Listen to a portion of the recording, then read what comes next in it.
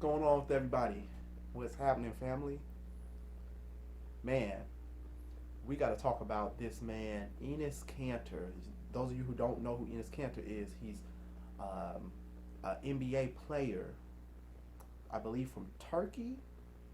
I believe he's a foreign player who's over here in the NBA from Turkey. This man got on CNN talking about, I think he has a book release or a shoe coming out or something, but he got on CNN talking about Michael Jordan hasn't done anything for the black community, and LeBron James is fake on his social justice. Taking shots at these black men who he play. Enes Kanter's in the NBA. Some of you have not heard of Enes Kanter. Some of you will never hear about Enes Kanter, or never know even see who he is. This is a man who comes over here. He's immigrated over here. He's a refugee here. He's not even allowed to go back to his country because of his religious beliefs or whatnot. And this is what I want you all to understand.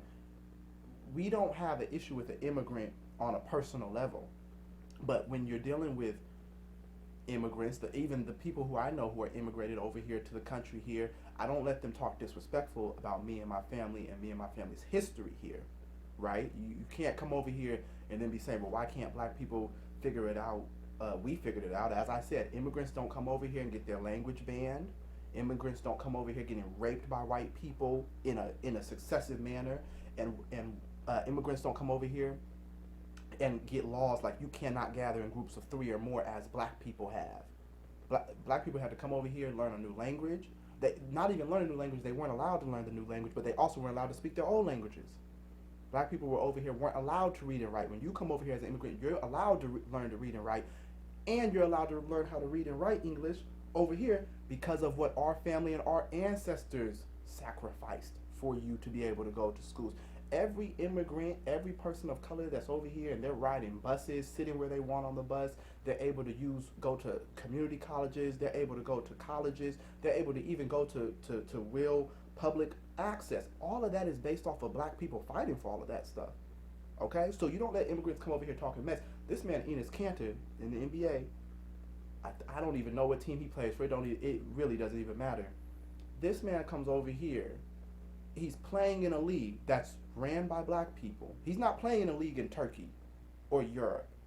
He came over here to this league because this league makes millions of dollars. You know why this league makes millions of dollars? Because of us. Because of people like Michael Jordan and LeBron James. Now, everybody knows that's not a new thing. Everyone has kind of said, well, Michael Jordan hasn't really said enough about black issues and stuff like that. He tries to stay neutral. We know that, but we don't need an immigrant coming over here talking about our issues with our people. That has nothing to do with him. This dude is a refugee from another country, and he's here talking about black issues. Dude, we're a black nation. Our issues are our own issues.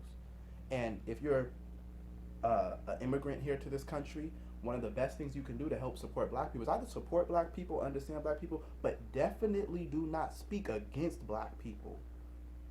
Right? There's a lot of blood shed from our families and our ancestors for you to even be allowed over here.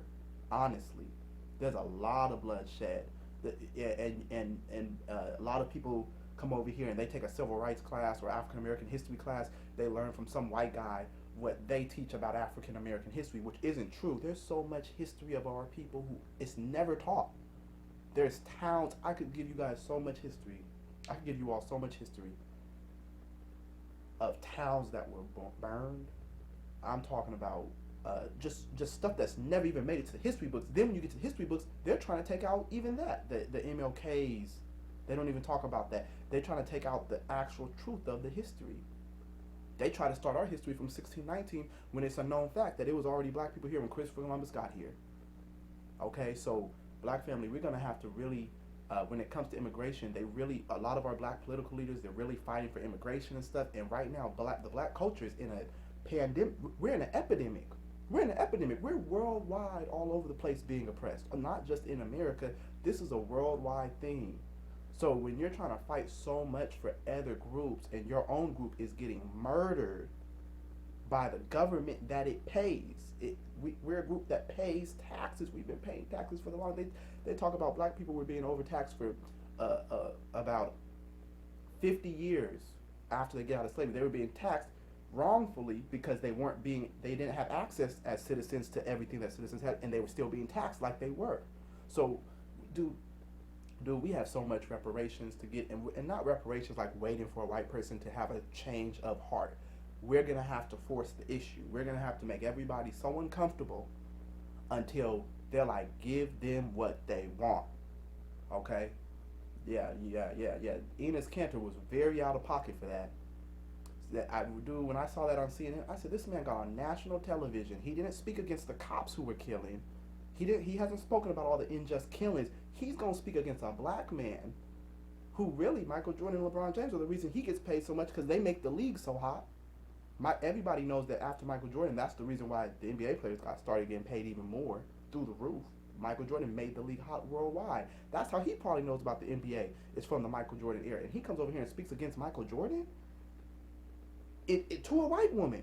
He's on CNN talking to a white woman about a black man, never speaking about black issues. But how does that help by going talking with the enemy about our issues? So no, we can't mess with immigrants like that.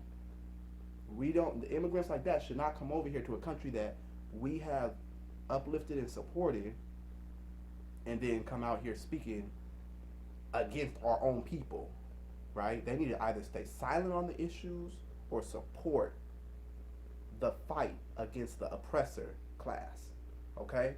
So that's all it's going to be. We're not going to accept any of this stuff where we have to feel bad and have to accept all immigrants even though they come over here disrespecting us, right? You walk into a store, a lot of immigrants, there's no hello, brother. There's no, we're on camaraderie. It's like, just give me your money. Hurry up.